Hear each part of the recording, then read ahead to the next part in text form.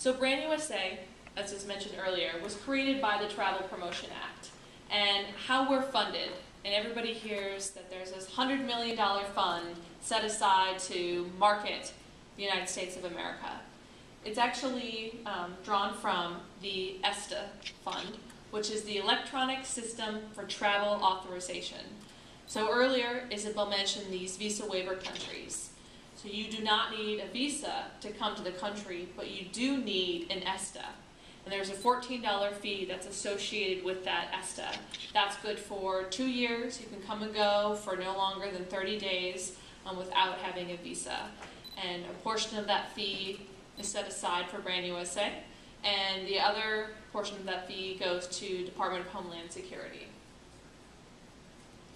So we have a very unique funding model. Unlike other country tourism organizations who receive their budget from the government, UK, Mexico, Canada, we actually have to raise private industry investment. So when I say there's $100 million sitting in an account for us to market, really it's zero until we bring in private industry investment to help us draw down against that $100 million. So investment can be in cash, so people who buy into our programs on our website, on our social channels, any advertising that we're doing, but it's also in kind. So that includes photography, written content, HD B-roll that you might have about your destination or attraction. All of that has a value and helps us draw down that $100 million, but also allows us to promote your business. So Isabel touched on this a little bit, but this is a very drilled down version of the United States travel industry as a whole. So Brand USA is in charge of marketing, and our goal is to increase international visitation and educate those international visitors about U.S. entry and exit policies. U.S. Travel Association is really the advocacy arm of the travel industry, and they're making sure that visa waiver countries are added, that visa policies are addressed, infrastructure challenges are addressed. We don't do any lobbying or anything like that. We're strictly a marketing organization. And then you have the U.S. Department of Commerce, and they really sort of deal with the policy side. So these are some of our large partners, people who have given $100 million in cash, in kind, or some combination.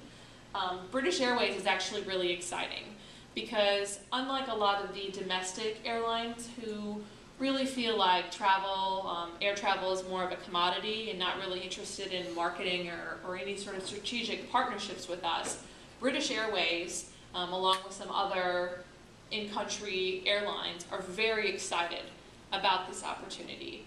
And they are partnering with us on a mega fam, as they call it. So we are bringing in 100 travel agents and members of the media, and they are going to be divided up into different regions, and they're going to spend a period of time exploring that region. And then they're all going to come back to one location and present what they discovered on their tour of the United States, so that everybody gets a chance to sort of learn about the diverse experiences that exist here. And what's so great about this is you may not have a chance to go out and sell your destination, your attraction, to the members of the media, but here, if you can give in-kind tickets, give in-kind experiences, if you're a hotel operator, and you're able to actually give in-kind rooms, then we can bring these people to your destination without you incurring a cost. So it's a way for us to bring people into the more undiscovered parts that really is a big part of our campaign, to really get people to see something or see the United States in a way they didn't know. Isabel referenced a lot of this earlier, but really why Brand USA is here is even though we are #1 in a lot of metrics for travel measurement, we are losing market share, and we are competing against a global economy. So while the United States isn't marketing, you see turkey. If anyone here subscribes to Food and Wine magazine or Bon Appetit, you know that turkey is in every single issue. And they're talking about their culinary travel. They're selling this exotic sense of place in a way that the US wasn't there or couldn't compete with. So that's why we are here to tell the world how important tourism is and that we're here to welcome them. And the metric down here is really important for us because in a time where budgets are tough, unemployment is relatively high, we want to actually not only increase visitation, but get people back to work. And the more we get visitors to come in and leave their money here in our communities, the more likely we are to get people back to work. So we did a lot of research about the campaign before we even launched. And we divided up into 3 areas as we saw our initial marketing phase. And there's the idea that we need to not only defend ourselves against the other big powerhouses like Australia and the UK, but also increase frequency from Canada and Mexico, who in Isabel's chart you saw are 2 of the countries that drive the most traffic to our country. So if we can get them to add 1 or 2 additional trips, that really helps with our goal to increase visitation. So we came up with this idea of an America file. And that America file is somebody who has a strong sense of the US, whether it's pop culture, whether it's the idea of freedom that we really sell to the world. Maybe they've been here and had such a great experience and gone home and been an ambassador for us. And so this is really the breakdown of the percentage of these America files we've identified throughout the world. And this really helped lead where we're going, where we went to launch, and where we're going in the future.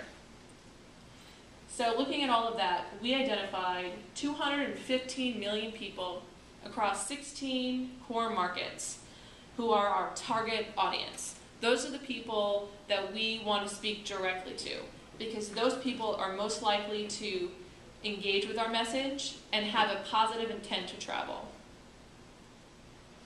In doing the research, we identified both perceptual barriers to travel and then also looked at some positive motivators. So here's a breakdown of some of the perceptual barriers. And in developing the social strategy, I really focused on just a few of these. Number 4, that America is unwelcoming. Number 5, that we're artificial. And then number 6, we're overwhelming. And then number 7 is really the key, that we're brash and arrogant. And some of these other barriers can really be fixed with advertising, commercials, a really cool website, all of those things that really help to address those. These perceptual barriers, especially number 7, go much deeper than something that can be addressed easily. And so we really felt that a campaign that we developed had to talk directly to those issues. And so here are some of the barriers, but some of the motivators are pop culture. Our pop culture is the biggest sort of marketing export to the world. And that really sells the idea of an America in a way that we would never be able to.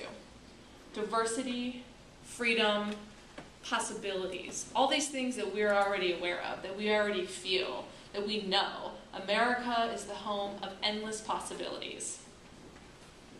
And so we paired those ideas with things that can be associated directly with a destination and came up with this idea of the United States of awesome possibilities.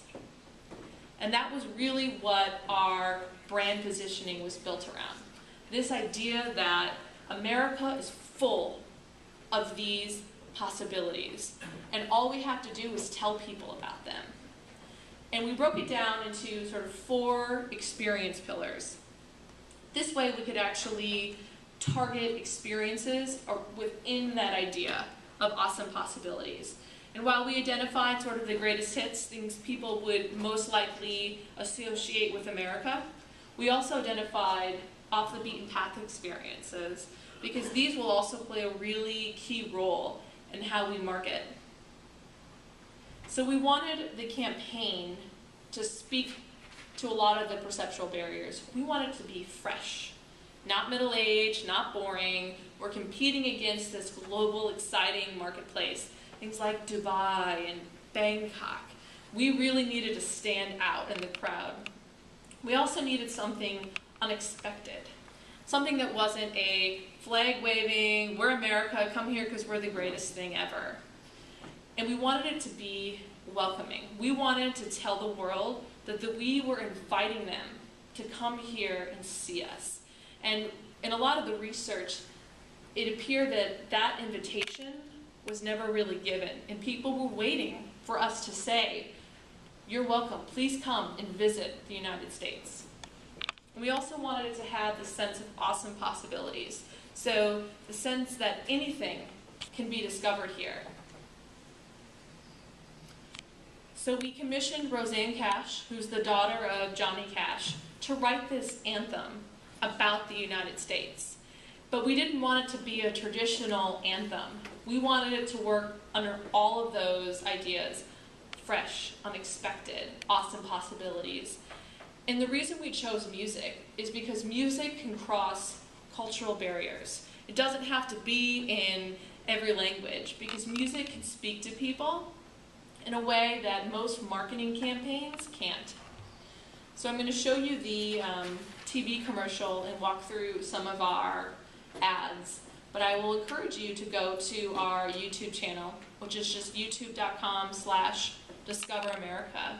And you can see all of our commercials. You can also see our music video, which as a social media person, to have our music video, which is basically a 3-minute commercial for the United States and this Discover America brand, it has received hundreds of thousands of views. I mean, you could add up all the rest of the video content on our YouTube channel and it wouldn't come close to our music video or ode or anthem to the United States. So that's always really exciting for me.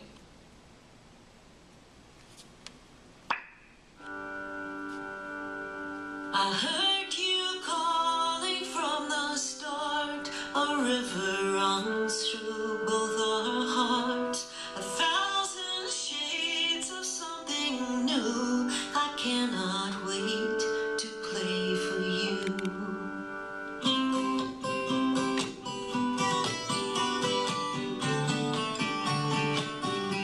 So play your songs and make them real.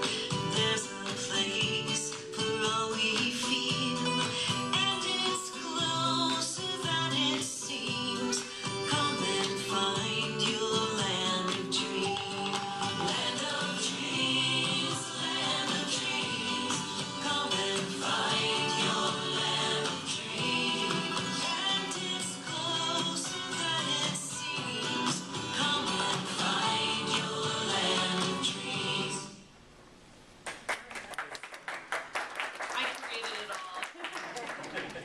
What I think is so great about that commercial is we live here, and so some of those places and sites are familiar. But what we tried to do is show them in a different light. And under that whole tagline of discover this land like never before. And that's really what we run all of our marketing campaigns around. And that's sort of the filter we try to get everything through. We don't want to talk about, Disney World like it's been talked about for years and years. We need to find something that's unexpected, something like never before. And that's really what we try to do with the campaign. I showed the experience pillars earlier, and we sort of distilled those down into 4 graphic and text elements. Hear it, see it, taste it, and feel it. And that really led our print campaign. It also had 15-second commercials around this sensory experience that exists here in the United States. Our out-of-home was exceptionally successful, especially in Canada. We had shortly after we launched in Canada, about 2 weeks, we saw our social sentiment. It's been at 99% positive since we started in April. There was a blip of 12% negativity for about 1 week in May. And our board was, all upset. Oh, what happened? What's so negative? So that's the week that the Canadian tourism was all over the news, talking about how nervous they were about Brand USA and how we were going to begin to move into their territory. So that's actually a positive negative for us. And, unfortunately or fortunately, a lot of our out of home was actually located across from the Canadian Tourism Commission's offices. So every day when they came to work and left for work, they were greeted with our campaign. We divided up the digital advertising with the experience pillars in mind, and we wanted it to show something expected and then something unexpected, and hopefully drive them to discoveramerica.com.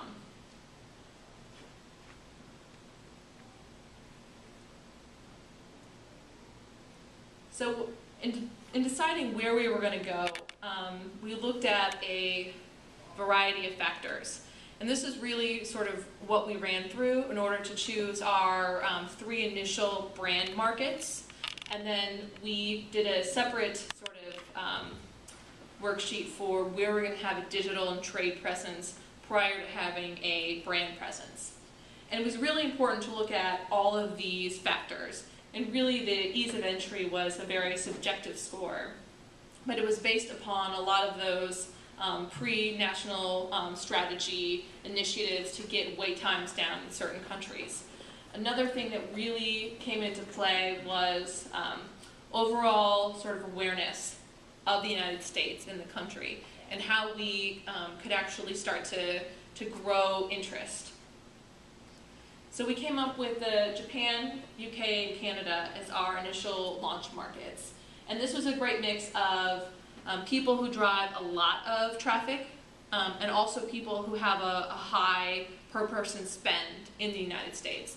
We wanted a nice mix. So future markets are all here. We've actually added Brazil and South Korea to our digital and social plan, so we added them in June. So we have a website and social presence in those countries as well. And one of the reasons we did that is we felt it was going to take some pre-information or sort of education to get them to be inspired to travel.